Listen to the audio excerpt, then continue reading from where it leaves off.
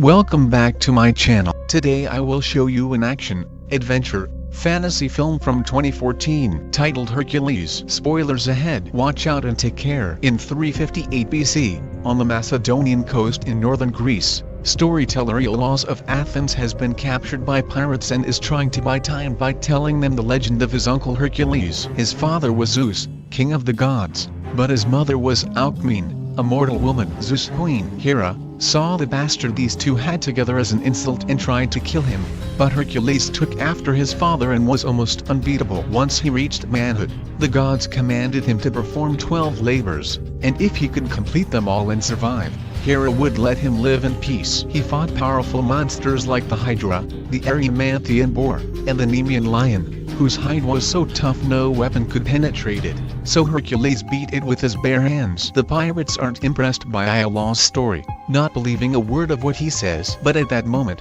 Hercules arrives to rescue him, wearing the lion's hide on his head. The pirates aren't scared because there are 40 of them, but numbers are pointless. Hercules can fight with multiple men at the same time, and besides, he isn't alone, his team has come with him. There's the seer Amphiaraus of Argos, the thief Autolycus of Sparta, the feral warrior Titius of Thebes and the Amazon archer Atalanta of Scythia. Together, this group of mercenaries easily defeats the pirates and rescues Hercules after counting the heads for which they will be paid. Autolycus tells Hercules he must exaggerate the story of Hercules more so people will believe it, while Amphiaraus receives a vision from the flames. They say a lion and a crow will form a strange alliance and fight across a sea of bodies. Sometime later, the party goes to a tavern to celebrate their victory. Hercules tells Autolycus about wanting to leave for the lands beyond the seas so he can finally find peace, taking Titius with him because he is the only one that can control his rage. Suddenly, the tavern falls silent when a group of soldiers enter the place and bring with them Princess Erginia of Thrace, who asks Hercules and his team to join her at the palace to hear her father's proposal, promising a hefty payment in gold. Hercules notices the guard shields have a raven on them, and since Hercules' symbol is a lion, this would match Amphiaraus' prophecy. When they arrive at the palace, Hercules can't help seeing a large group of refugees behind the walls. They're welcomed by General Cytocles, leader of the Thracian army, who doesn't look very happy about Hercules' presence, and Erginia's son Ares, who is a big fan of him and knows all his stories. As they climb the stairs on their way inside, Hercules remembers an incident 3 years ago, when he killed a Hydra, which was just a bunch of men wearing lizard-like helmets, for King Eurystheus of Athens, who declares him a hero in front of a huge crowd chanting his name. The memory suddenly turns sour when it flashes images of his wife and kids getting murdered, and Hercules tries his best to ignore it and concentrate on the present. The party meets with Lord Hercules, king of Thrace, who teases Amphiaraus for not being able to see much of the future except his own death and judges Atalanta's skills based on her gender, but she proves him wrong pretty quickly by shooting the helmets off the guards' hands. He invites them to have dinner with them and explains their troubles. The country is in the middle of a civil war with a bloodthirsty warlord called Rhesus, who is believed to have an army of centaurs. Hercules shows Hercules all the refugees that arrive every day after Rhesus burns their villages, and comments on the fact he's lost most of his soldiers and his current army is formed by farmers. Between him and his daughter, they give Hercules a speech about bringing peace to the country that helps convince him to accept the job. The following day, Hercules and his team begin training the farmers-turned-soldiers, starting by testing their shield wall, which doesn't hold well. Some hours later, Hercules meets with Hercules again, who has information about Rhesus thanks to one of his scouts, Phineus. The tyrant will be attacking the Bessi tribe in central Thrace within 6 days, and Hercules wants to take the chance to march and stop him there before he goes any farther. Hercules disapproves of the idea, pointing out the army needs more time to train, but Hercules doesn't listen and tells him to get ready because they'll be marching the next day. Later in the evening, after helping Atalanta get rid of Cytocles' unwanted attention, Hercules notices Ares sneaking around to see Titius sleeping chained to a chariot and almost hurting him. When he comes closer, Hercules takes the kid out of there and explains that Titius was born in war, and when he found him, he was more animal than human. He saw something that traumatized him so deeply that he now never speaks at all and relives his trauma every night, but Hercules still considers him his most loyal warrior. Afterward, He takes the Aries back to Argenia, who is working at the hospice. After they lost so many physicians, she taught herself the art of healing to be able to help in some way. Before leaving, Hercules gives Aries the Nemean lion's tooth, implying it should have been a gift for his own children. The next day, the army gets ready to march, and Hercules finds Iolaus hidden among the soldiers, intending to fight too. He reminds him he's a storyteller and not a warrior before sending him to the chariot with Hercules, and together, they all leave for Bessie. When they make it to the village, however, they discover it is too late. Rhesus had already been there and destroyed it all, and the sea of bodies matches Amphiaraus's vision. Something is strange though. While some of the bodies have been clearly rotting for days, there are others on the ground that are still fresh. These bodies are the ones that suddenly wake up and attack them because this has been a trap all along. Thinking the Bessie tribe is under the control of Rhesus, Hercules calls for a shield wall to form around Hercules while he and his team fight. The tribe leader wants to challenge him directly, so to create an illusion Iolaus can take advantage of with his storytelling, Hercules smoothly breaks the tip of one of Atalanta's arrows, and when the tribe leader comes closer, he stabs him on the forehead with it, making it seem as if he had killed him with just a punch. The army finds this incredibly inspiring and makes them believe the gods are on their side. The real battle begins then. Hercules' team kills as many tribesmen as possible, but there are too many of them and they soon breach the shield wall. They come up with a simple plan. Hercules and Amphiaraus retrieve their chariots and start driving them in circles around the shield wall, pushing and killing the tribesmen out of the way. The remaining soldiers use this chance to charge,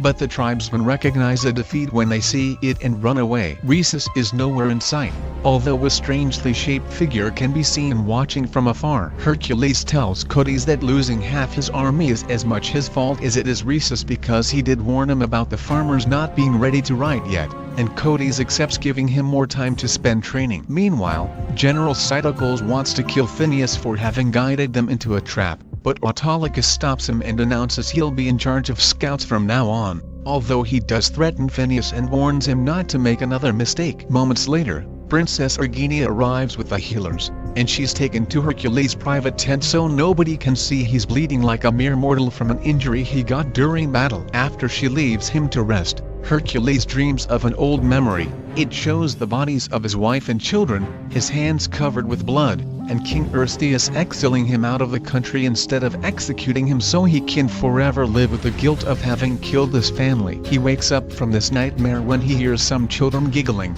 and when he enters the forest to investigate, he finds his dead family among the bodies of the tribesmen. Eating them is a three-headed dog, Cerberus, and Hercules gets ready to fight it, but Tityus appears behind him and brings him back to reality, making him realize he's been imagining things. In the morning, Amphiaraus immediately knows what's happened to him because it's not the first time, and he advises Hercules he needs to finish this final labor and confront the beast to find peace. But Hercules thinks he's just going mad. While the two men are busy talking by themselves, Princess Argenia approaches the rest of the team to get the truth behind the rumors. They explain to her that nobody knows the truth. They found Hercules one day alone with the bodies of his family surrounding him, but he remembers nothing. In each of his adventures, he would find one of the members of his team and show compassion for them, earning their loyalty. He was so good at what he did, nobody could believe he could be mortal, and the team simply decided to play along the stories to help them get jobs. They think that what happened to him was probably the blood rage,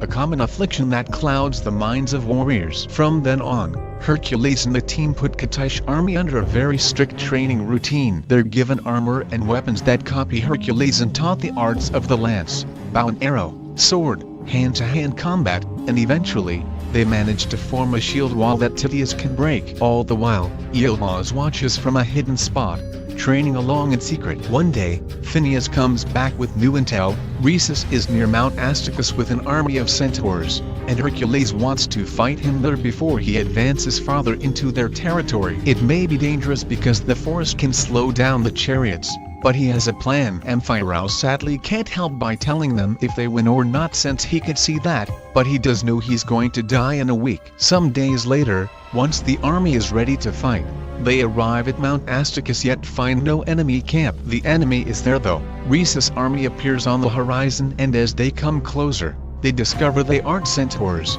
just a group of men on horses creating an optical illusion by staying against the sun. Rhesus comes to talk to Hercules with Phineas by his side, who has actually been working for the enemy all along. Hercules is asked to surrender but he refuses, and both sides get ready to engage in battle. Hercules' army puts up the shield wall and releases the flanks, but the first ones to attack are actually Atalanta and her archers, who suddenly appear on chariots from the forest, ambushing the enemy when they almost reach their side. When arrows on fire are shot, Amphiaraus opens his arms, ready to accept his fate, but somehow not a single one manages to hit him. The battle is long and arduous. Rhesus' army may be bigger, but Hercules' soldiers have a better formation, and soon they are overpowering the enemy. Rhesus' soldiers begin running away but he decides to stay and challenge Hercules directly, which proves to be a bad idea. Hercules easily grabs Hercules and throws both of them to the floor with one swift movement. Sometime later, when they return to the palace with Rhesus in chains, Hercules begins humiliating him in front of his people. If you are still watching this video, then please like, share and subscribe my channel. But Hercules takes pity on him and helps him keep going. As they walk together, Rhesus tries to explain to him that Hercules is actually a tyrant and it wasn't his men who burned all those villages, it was Hercules. During the celebratory banquet, Rhesus is chained to 2 columns to be displayed as a trophy, and Princess Erigenia tries to bring him water, but Hercules won't allow it. Then it's time for his coronation, because now that Thrace isn't divided anymore, Hercules is the king of it all. When Princess Erigenia leaves the room after Rhesus calls out Hercules again, Hercules gets suspicious and follows her, demanding her to share what she knows. She admits Rhesus is saying the truth. It was Hercules who started this war after he poisoned her husband, the actual king, to take his place. However, she didn't play along because she approves of her father's actions. She did it because Hercules threatened to kill her child if she tried to rebel. Erigenia tries to convince Hercules to take Ares with him when they leave, but Hercules refuses right before they're found by General Hercules, who tells him Hercules is looking for him. Hercules goes to confront Hercules, calling him out for betraying him, but Hercules finds it laughable that mercenaries that will do anything for gold have suddenly grown a conscience. He admits wanting to have his own empire and invites Hercules to lead his army, but since he turns the offer down, he pays him and his team what they agreed on before kicking them out. When they reach their chariots, Hercules gives his money to Autolycus because he wants to stay and save Thrace. He doesn't expect the team to stay with him and allows them all to leave with their reward and have a good life. But Atalanta reminds him they don't follow him because they feel they owe him anything, they follow him because they are a family. The whole team decides to stay and fight except for Autolycus, who leaves with all the gold after calling them crazy. The party easily sneaks back into the palace, but General Hercules is waiting for them and surrounds them with his soldiers. After making them drop their weapons, he also tells Hercules that he's heard Erigenia conspiring with Hercules to take Ares away from him. Hercules takes the kid from Erigenia as she is captured by the soldiers, and Ares tries to go to Hercules for help, secretly giving him back the lion's tooth before Hercules drags him back by the hair. Hercules is knocked unconscious while trying to save the child and he wakes a few hours later, chained to a wall and seeing Cerberus in front of him. As his vision slowly clears, he realizes it's actually 3 wolves, and they look familiar to him. They belong to King Eurystheus, who is now entering the area together with Hercules because they've been working together all this time to rule the entirety of Greece together. After seeing all his friends locked in cages around him, Hercules slowly recovers his memory. Cerberus has always been an illusion of his mind. What he saw that night 3 years ago were the wolves, who attacked his family after Eurystheus put a sedative in his drink so he couldn't do anything. Eurystheus admits this is true, and he did it because he hadn't liked the way his people had called out Hercules' name louder than his as if he was some sort of god. This could be a threat to his power, and he had to be eliminated. A man with ambition can be bought, but someone like Hercules, who wants nothing, is too dangerous. Hercules makes his soldiers take Erigenia out of her cage to be executed, and Hercules feels useless for only being able to watch. However, when Amphiaraus reminds him they all believe in him and he should believe in himself too, Hercules remembers who he is and summons all his strength to rip off the chains from the wall and go save Erginia. Hercules and the others rush out of the room and let the wolves take care of him while Erginia uses the axe she was about to be executed with to open the doors to the cages. The wolves give Hercules quite a fight, biting him and wounding him on various parts of his body. But one by one, Hercules manages to overpower them and throw them away, stabbing the last one with the lion's tooth. His final labor is finally complete. Erginia frees the whole party and they grab some weapons the soldiers left behind while Hercules shows his strength again by lifting a metal door that allows them to escape the dungeon. As they make their way upstairs,